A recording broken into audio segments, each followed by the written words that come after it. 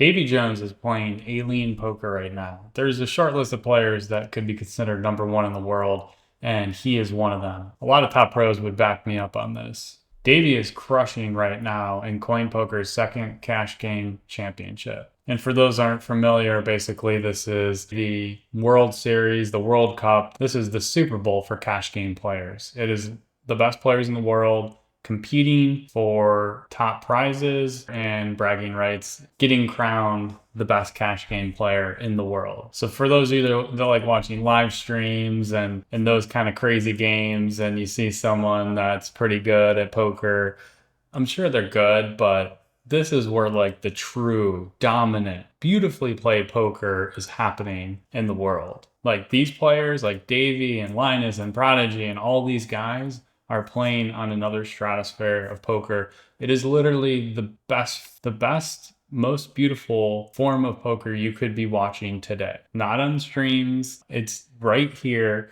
at 10K NL. This is the best players in the world. And we're going to look over some hands Davy's played that may twist your mind around a little bit, because he's coming out hot and he's playing very, very well. It's really exciting. So let's get into it. Okay, so down here we got Davy has the ace-9 offsuit in the small blind. This hand is wickedly played. It's very, very interestingly played. So we have small blind versus big blind, and Prodigy, who, if you aren't familiar, he won the competition last year by a very far margin. He's a very good player. He's been on my channel. Can check it out. He goes for the 3-bet. And this is a no rake game, so normally in a rake structure you probably wouldn't continue ace-9 off. When you're playing a no rake game, ranges can widen a little bit. And Davy does go for the call. He's a quick checker when it's not the original better, I've noticed. Some people like to think, not that he doesn't donk, but just a little small thing I noticed. So Prodigy goes for a half pot bet. It's a bit of an awkward hand. I mean, it's an obvious continue. It's not like a super great continue, but also a hand that's, when the EV continue gets so low that this can happen, where the EV raising just nudges out the EVA calling sometimes. And I think Davy's going to go for a raise here, just an idea that you can kind of just fold out random over cards. So interesting turn card here. It definitely favors Davy quite a bit, because a lot of his check raise range, of course, is at this point going to be a pair or a straight, or 2-pair or sat, or something along those lines. So he doesn't have a lot of air, so he goes for this tiny bet.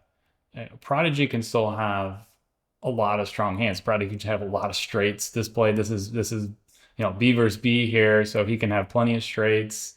7x, queen jack, jack 7 are all within range. He can have 2 pairs and a lot of strong hands too, but Prodigy does have some of these overcard hands as well that like Davy doesn't have as many. So he does have a little bit chunkier of like 1-pair air part of the region. So Davy, with having kind of very little air at this point, can kind of go for a small bet. It's a long-winded way of saying he has quite a bit of an equity advantage. So he goes for the tiny bet here, and ace-9 can peel off some value versus some of these high card regions, because Prodigy really shouldn't be folding much of his range on turn.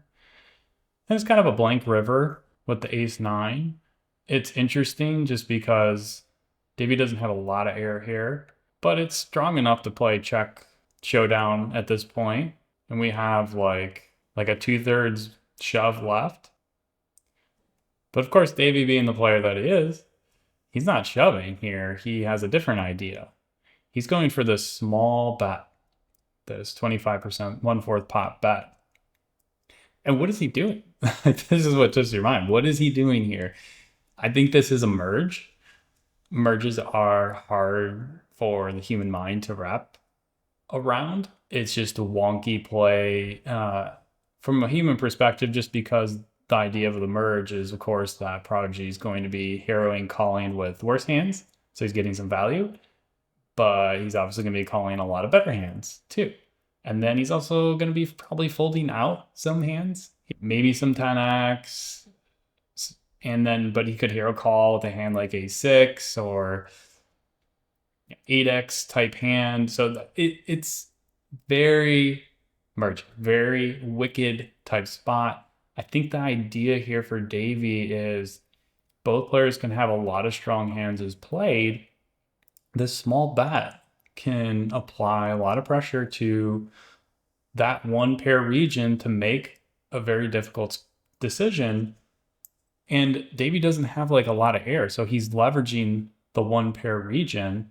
I mean, outside like King Jack, maybe Ace Jack, there's really not a lot of air. So he does have to go down into this one pair region. The solver is really more interested in checking back this combo on the idea that King Jack and then the 1 Queen 9 combo that he could have here is enough for a bluff range, but that assumes that Davy gets the river with those exact combos. I mean, I think Davy's thinking completely correctly here. And for Prodigy shoes, this is a tough decision with the bulk of that one pair region where you know that your opponent cannot have much air. And because they can't have much air, when you have one pair, you know that they're going to be bluff merging, I guess you want to call it, with some of that one pair region, and it makes it difficult. Like if you have a 6 here, it's a pure call in theory, which is interesting, but also you know that your opponent's going to show up with some of this 8x, 9x. So it's everything is twisted around in Prodigy's one pair or worse range, meaning it's very difficult to pencil out the math in deciding how to defend that region. So it's just one of those bets that gives you a little chill down your spine when you have that one pair region. And it's just beautiful that he doesn't go for the shove. A lot of people would naturally just decide to, if they're going to bluff this spot, to go for kind of a shove, especially with like a merge bet like this. So like I said, Prodigy's tanking here. He clearly has most likely this one pair region, because I mean, calling with high cards is, like I said, because Davy's going to have some one pair in the bluff merge region, it's just not going to be a thing unless he's contemplating raising with that, which could be very interesting, but it's most likely decision time with that one pair region. Maybe like a 10x, 9x, 8x, could be any of those part of the region. And what does Davy want here? He probably wants fold, of course. But occasionally, like, it can be a wicked spot where Prodigy calls with 8x or 6x and he wins. That's the beauty of the merge, and Prodigy ends up folding, so I'd be interested to know what he had. That was a very, very, very high level played line there. I think Davy's very aware of the situation in terms of like what his range is when he gets to this river, and understanding he doesn't have a lot of air, he's going to have to make some of these plays, and understanding that since both players have a lot of strong hands, that like he doesn't need to bet a lot to put like the one pair to indifference here, because Davy can have a lot of straights and sets and things like 2 pairs and things like that. So really interesting run out and cool spot here. There's a lot more though. So this next one here, I really like this one where Davy goes for the open against Tax here, who I want to say is Kevin Pack. Does anybody know? Because I was trying to look this up and I believe it's Kevin Pack, but last year he had his actual name, so I don't know. I'm a little confused on it. If somebody knows who that is, if you could drop a comment, that'd be cool. So anyways, Davy just goes for a bet flop, a6, 9 turn, goes for check. Nothing too interesting at this point. Hits the old 3 pair in the river. That's cool. He goes for the 3/4, which really he could do like medium ace-x plus at this point. You know, Davy's never folding for sure, quite obviously. But he does have a very interesting combo, and looks like his time bank's running low. I didn't notice that. That's interesting. His time bank he must have got pretty used up, because that was only like a few seconds. Sometimes this time bank on coin, it can go for quite a bit of time, like maybe 30 seconds, 20 seconds. I don't know how long it is. That was like not very long. And a fearless player that he is, he, 20x shove river, despite, the low time bank. I mean, it's a tough thing to do when you know you 20x shove here. Your opponent, you know for a fact, they have to be folding a whole bunch of 9x because you're representing full houses. So 9x is a bluff catcher for tax here. And the sizing is so large from a theoretical perspective, at least, you got to fold a huge amount of 9x, including strong kicker 9x. Like, you're going to be like pretty for sure that your opponent's going to think through and think that you're going to be at least somewhat balanced here, because you're going to get called off far too often with people who are really happy to have like king 9 here or queen 9. So it's definitely a brave play by Davy, but his combo is beautiful. I mean, it's, at least at first glance when I was looking at it, I thought this was a perfect combo because he's blocking it. There's a lot of great properties to this thing. He's blocking, like, pocket sixes is a big chunk of tax here, is like full house. Like, the full house is obviously a pure call for tax here.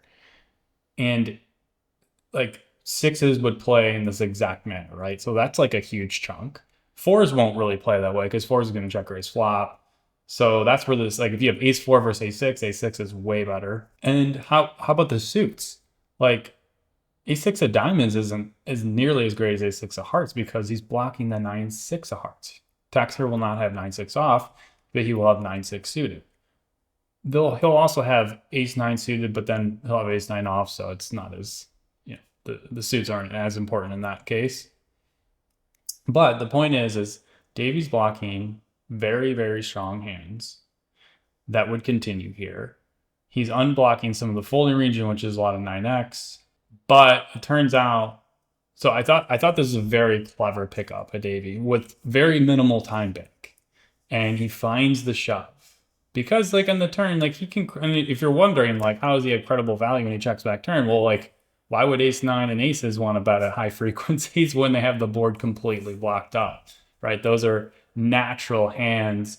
On top of sixes could get in there too, that would play in this manner. So, like, he has credible value here. And Davy's a player, if you watch him enough, and I'm sure these players are very aware, he's really good at balancing, like, all the lines, even nuanced spots. This guy somehow finds, he'll just show up with strong value sometimes when you think nobody would have strong value. He'll find, like, these kind of bluffs. Like, he's just really good at, like, no matter the situation, of finding some sort of line where you're sitting, like, in, like, tax here spot, and you just know that, like, Davy will check back some ace 9. Davy will have, like, a hand like aces sometimes. And then, but you know that Davy will pick up on, like, an ace 6 type combo or something like that. And you know he's a guy that generally doesn't get too out of line. So that's what makes him so tough to play against. But anyways, in actual theory doesn't like his combo that much. It's super marginal, but I think this is a fine shove. But theory wants it a pure call, only because theory wants to use king 6, queen 6 type combos like hearts and spades. Basically because tax here is also in this sizing is going to have, like, these medium high ace x hands, like ace 10, ace jack, etc., that are going to be folding. So when Davy has the ace, he's blocking some of that region. When you go for, like, these huge massive overbets on river, the blocker and blocker stuff gets magnified like 100x. It gets so extreme because, like, need them to be folding like 9 out of 10 times. So that's a huge chunk of hands that it's so pivotal that you're unblocking part of that region while also having some of the good properties of blocking the calls. That's why it's so picky on bluff combos. But this isn't like a blunder or anything, and it's I think it's a good combo against what theory says. But, you know, it's a really difficult spot for tax here. So let's play it out and see what happens. He does make the fold, so Davy picks it up, and it works out. Nice play, Davy. Okay. Next one here. Lama, who's doing good so far in the competition. Lama applies a lot of pressure. He's a very aggressive player. He plays a lot of, like, overbet strategies, and he plays a lot of, like, low frequency line aggression, which I'll show what I mean by that in a second. So it goes check check. Davy picks up 2 pair. It's definitely like a spot is going to polarize turn. And the king 5 is definitely good enough to go for that value part of the polarized bet, which he does do. And Lama, with not too much hesitation, goes for the large raise here, of like a little bit of an overbet raise.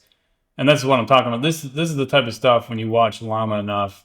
These more lowish frequency lines, like especially when he's like there's checking back turn, and you kind of like quote unquote cap your range, even though you don't totally, but a little bit. You definitely cap your range a little bit enough where like you're not like playing huge raise line against a pot size bet against a more uncapped opponent. Ace King XX is a little bit different, but nonetheless, my point is Lama plays these lines very aggressively. I've noticed. Davy right now has a very trivial decision where you're really not going to be folding 2-pair. It's just basically call, and then you kind of hope for a blank river, and then you can kind of go from there. Probably just defend. If you think your opponent's getting way out of line, you probably could click this back again, but I think generally call should be pretty good. And unfortunately for Davy, he gets a really terrible river. Mostly the flush is the worry here that comes in. 7-8's probably a little less of an issue just because flop SeaLama is probably going to bet 7-8 quite a bit. But heart's a definite concern. You're obviously already losing to Lama's, which I didn't talk about, his main value in the turn is going to be like kings. Occasionally, if you check back like a Sat or Ace-6, Ace-5, he could have something like that. And he does play, like I said, very aggressive post-check, delayed lines very aggressively that he maybe checks back a little more than theory just to kind of protect himself. That's a possibility. And why he can get a little more of a green light to get aggressive and make opponents, give him some fits when they know that he maybe overchecks some value in the c-bet line. So now Davy's kind of just hoping Lama just gives up here, I'm sure, because this will not be an easy spot for Davy if Lama decides to shove, because now Lama has more credible value. Kings is like the main combo turn you're kind of worried about, and it's one of the reasons Davy's hand in particular is probably better than like an Ace-5. But then when the heart comes in, that of course fills some of the bluff range for SeaLama. And at this point, the only bluffs you could really have is some sort of merge, like a King X6X, 5X type hand. And he does go for the shove, so it's decision time for Davy. This is not an easy spot.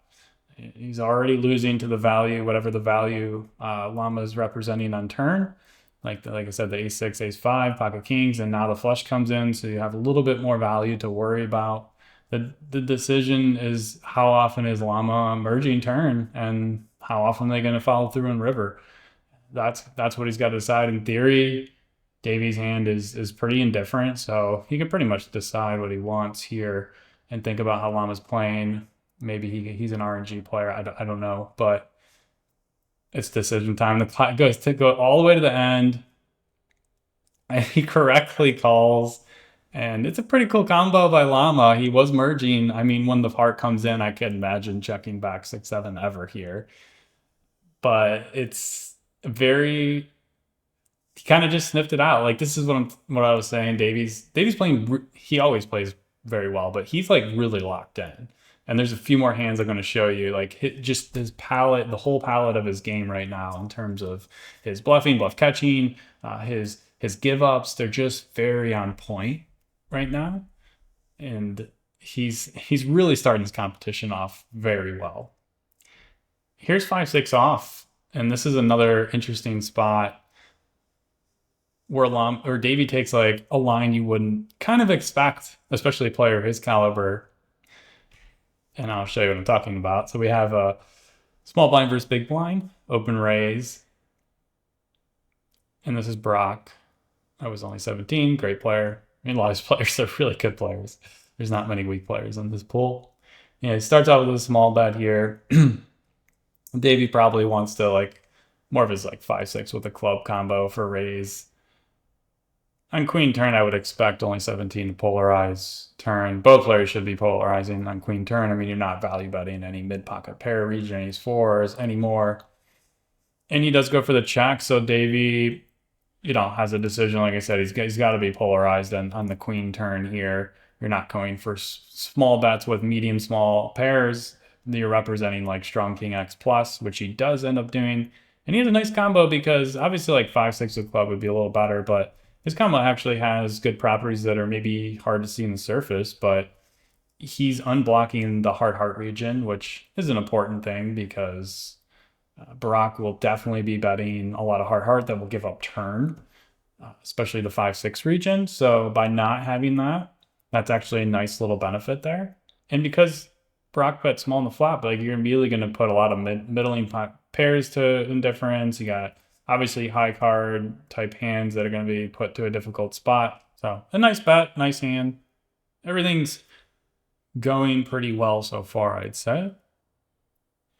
Once everything does go for the call and we get this very, wet connected type river where the flush comes in, the straight comes in, potentially some 2 pairs for Barack. And like Davy has 6 high. So you would expect kind of the world-class player when you're quote unquote at the bottom of your range to kind of just follow through with some sort of barrel. But he relatively quickly checks. And this is an underrated thing about great players. People have this idea that these great top-end players like Linus and Prodigy and all these guys are just betting like crazy. They're bluffing like crazy. They're doing these crazy jack high hero calls. Sometimes in poker, especially modern poker, actually giving up a no showdown value hand it takes a lot of guts and thought and intelligence to do that, to understand not only the situation but how your opponent's playing. Giving up hands can actually be a very strong quality to have in poker, to be able to stop the breaks knowing that you're going to lose 100% of the time. Pretty much, 100% of the time. There's zero chance of it. I was thinking of 3-5 would be a thing, but it would only be clubs. And so knowing you're giving up to lose the hand when you're in position like this, it just takes a lot of guts and a lot of knowledge and study of the game. And why is this happening? It's actually a theory check back. This isn't like a deviation. It's the fact that blind versus blind, your ranges are so wide. You can't just get away with murder here and just, how many hands you're going to have that are kind of like this range? This isn't like, 3-bet pot, big blind versus hijack, and you're check to the river and you have 5-6 and you give up. Like that's never going to probably be a thing, very rarely. But when you're playing these blinds here and you have wide ranges, you need to understand, like you're playing sophisticated opponents. Your opponent has a lot of hands like this that are going to be, I would say, easy continues. Like you have ace king without a club. If you shove, it's not like an easy continue, but like there's plenty of our opponent's range that is going to continue here, especially knowing that you have a lot of these random air hands. So you just can't over bluff. And you're representing like flushes. Like when this comes in, you're essentially just representing flushes, and you have this 5-6, this 3-5, this ace-5, this like, you can even have random like 10-3. And when you look at your opponents defend, like they're supposed to fold like half their 2-pair region. Like that could easily not even happen.